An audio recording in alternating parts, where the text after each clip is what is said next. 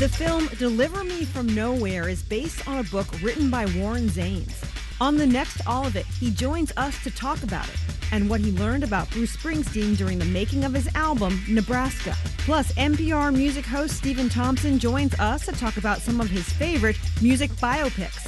And we want to know yours. I'm Allison Stewart. Join us for All of It, weekdays at noon on WNYC.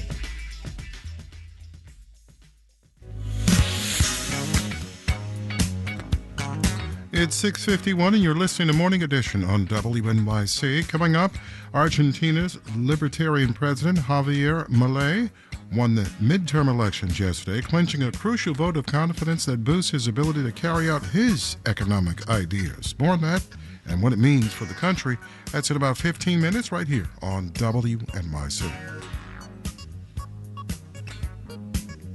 46 with clear skies right now, sunny and 56 with a calm wind. And then tonight, mostly clear, low 40s. Tomorrow, sunny and mid-50s.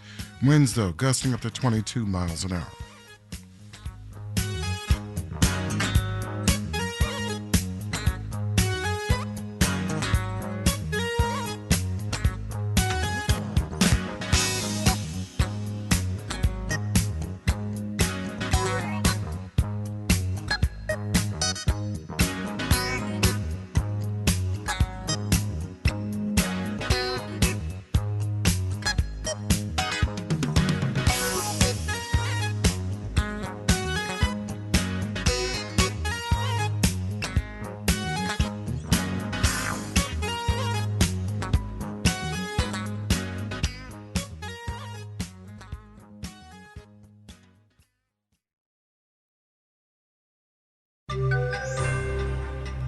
Signs of making nice with China. Marketplace Morning Report is supported by JLL, a global commercial real estate firm that helps clients find, manage, and invest in properties across all sectors. JLL, see a brighter way.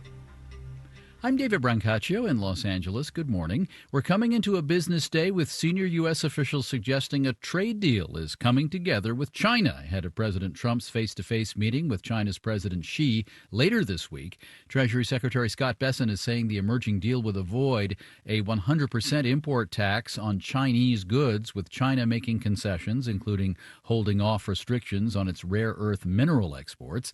This at a time the U.S. is moving to reduce its reliance on China's rare earths, crucial to everything with a power switch, from consumer electronics to fighter jets.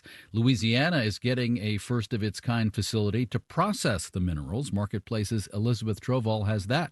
That torque you feel after hitting the accelerator of an electric car happens because of special magnets used in motors. And those magnets, to operate at the temperature they need to, it's based on these heavy rare earths, the dysprosium and terbium.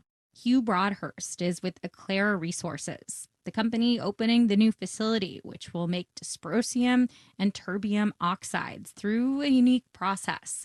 It involves separating ionic clay that the company will source from its new mines in Chile and Brazil. What our customers need is a robust supply chain that is separated from the geopolitical issues that are going on today. This new facility, dedicated to ionic clay separation, is a milestone, says MIT's Evelyn Wang, as the U.S. develops its rare earths value chains. This capability of separations in particular is challenging across our allied nations because it's dominated by China right now. The new facility is expected to be in operation by 2028. I'm Elizabeth Troval for Marketplace.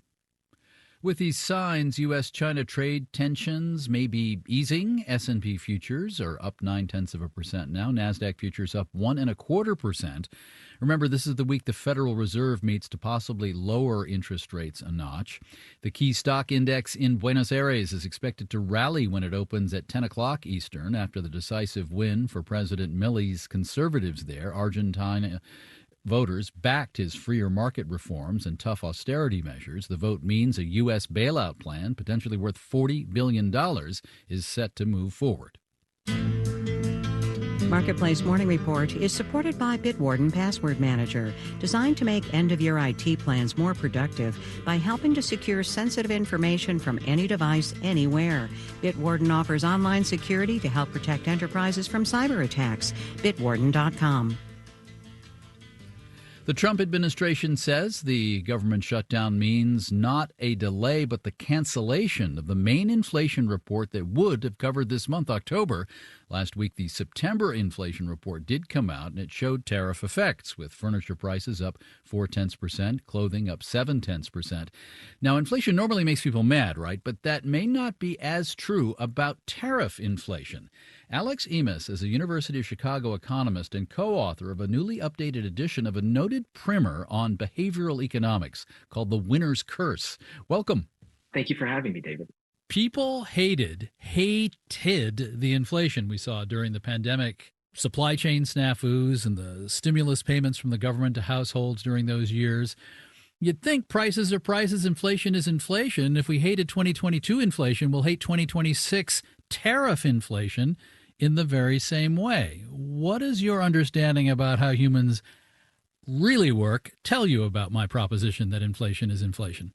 You would think that price increases are price increases. You know, money's fungible. If I have less money in my wallet, I don't like it. And it doesn't matter why it happened. Some of my research shows that tariffs are special because tariffs are a specific policy tool. People have this attitude where they like consuming things that other people want but can't have. We call this superiority seeking. We have a lot of data basically implicating this attitude as being held by a large portion of the population. And the price increase that you're paying for this consumption could actually be kind of the price of entry into this new regime. So, you know, prices are going up, but I'm willing to take the brunt of it as long as I know, you know, countries that have taken advantage of America now don't have access to U.S. goods. Maybe given the narrative around the tariffs, it's going to take more than that to make them unpopular.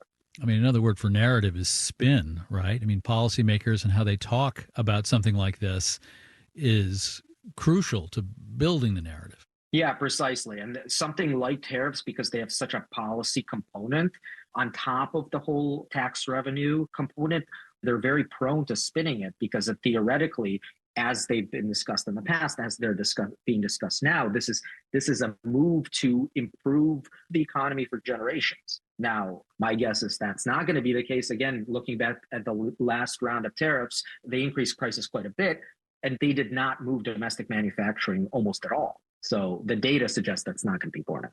Now, consumers who are okay with tariffs because they see a long-term plan here that might bring back American jobs may not be less in favor of the price increases if they start to detect greedflation, gouging on the part of companies raising their prices, not because of tariffs, but because they can get away with it in an inflationary environment.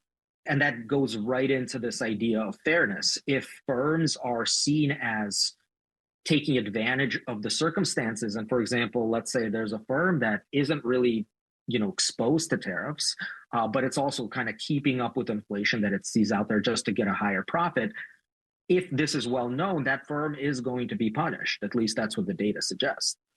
Alex Emis is an economist at the University of Chicago. He's co-author, along with Nobel laureate Richard Thaler, of the updated edition of The Winner's Curse, just out. Thank you very much. Thank you.